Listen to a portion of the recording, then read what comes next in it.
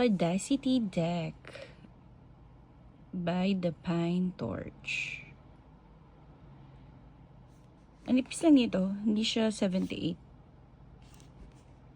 Hindi ko alam, tingnan natin yung ano niya. Pero medyo mahal to ha, 38.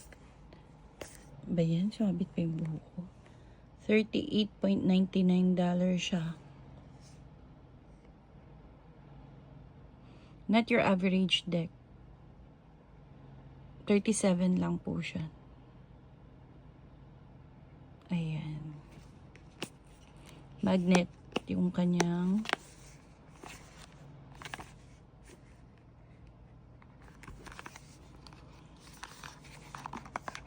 okay, ang nipis ng kanyang guidebook.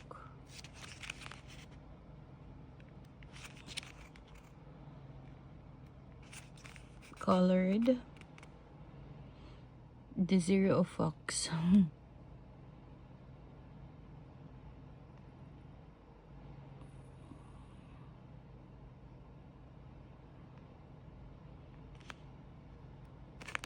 Parang ano to?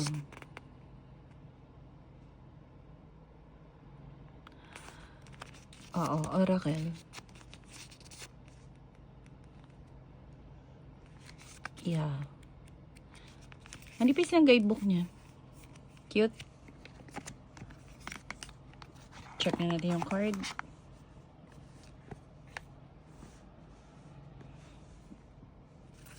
The card.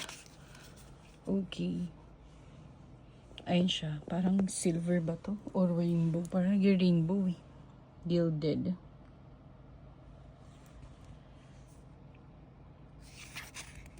Oh, makapal siya. Makapal siyang klase ng card. Worth it naman yung sa price. Gusto ko yung texture niya. Hindi siya sobrang matte. Tamang pagka-matte lang. Ayan.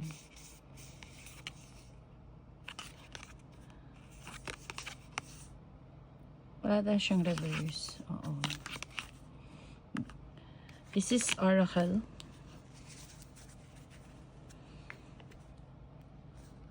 Manipis lang, okay lang sa kamay. Hindi siya ganun ka laki, hindi rin siya ganun kaliit. So, flip through na tayo. Ilalagay ko siya dito. And then, you can pause if masyadong mabilis. Pause nyo na lang po.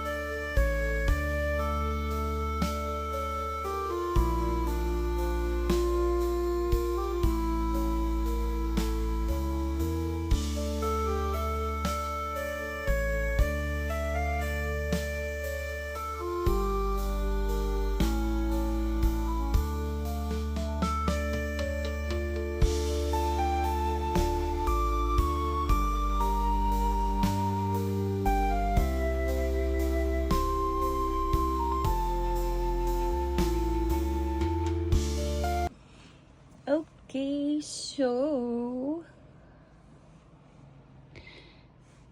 ang cute niya, no? The audacity nga naman talaga. Ayan. Parang which is sa mga ano din kasi, oh, 'di ba, the tower. Parang tarot din siya na pwede mong gawing oracle. Parang ganun yung pakiramdam ko sa kanya, no. The star. Ayan, 37 pieces siya. Pansin nyo, nahihirapan akong ano siya. Kasi kabubukas ko lang din sa kanya. Nahihirapan pa ako. Parang medyo dikit-dikit pa kasi siya. Pag shuffle naman, gusto ko siya. Kasi ano siya yung pagkamat niya, yung tipong hindi maiiwan. Hindi tulad ng ibang mat masyado. This one, swabe lang naman. So, I don't think na i-shuffle nyo siyang this way. Kasi ang nipis lang niya konti lang. So, pwede rin ganito. Ayan.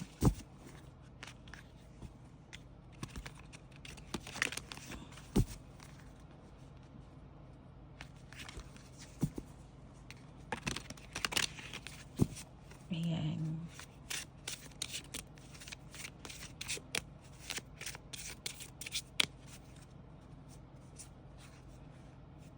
The Empress. Okay.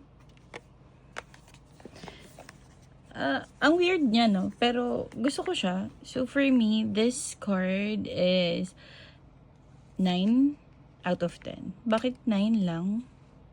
Kasi medyo pricey siya Medyo mahal, pero ang cute niya. Parang Aquarius siguro gumawa nito. Audacity. Ayun.